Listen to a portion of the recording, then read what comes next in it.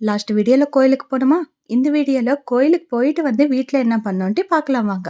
வீட்டுக்கு போன உடனே பிரியாணி செய்றதுக்கு ஸ்டார்ட் பண்ணிட்டோம். இது என்னது இது? கோயிலுக்கு போயிட்டு வந்து யாராச்சும் பிரியாணி சாப்பிடுவாங்களா? அப்படின்னு நினைக்கிறீங்களா? கோயிலுக்கு தான் போயிட்டு வந்தாச்சே! பிரியாணி சாப்பிட்டா தப்பில்லையே!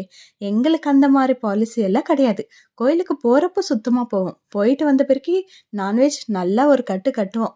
வீட்ல மட்டன் வாங்கிட்டு வந்து வச்சுட்டு போனோம். ஸோ கோயிலுக்கு போறதுனால ஸ்கிப் ஆயிடுச்சு. போயிட்டு வந்து பிரியாணி செஞ்சுக்கலாம்னு சொல்லிட்டு அப்படியே ஃப்ரிட்ஜ்ல ஸ்டோர் பண்ணியாச்சு.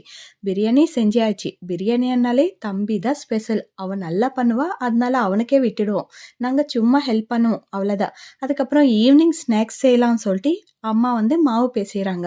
நாங்க தெலுங்குல பப்பு பில்லலுன்னு சொல்லுவோம். பப்பு பில்லலு தமிழ்ல வாட்ட வடன்னு தான் நினைக்கிறேன். இது முறுக்கு கூட எல்லாம் விப்பாங்க இல்லையா?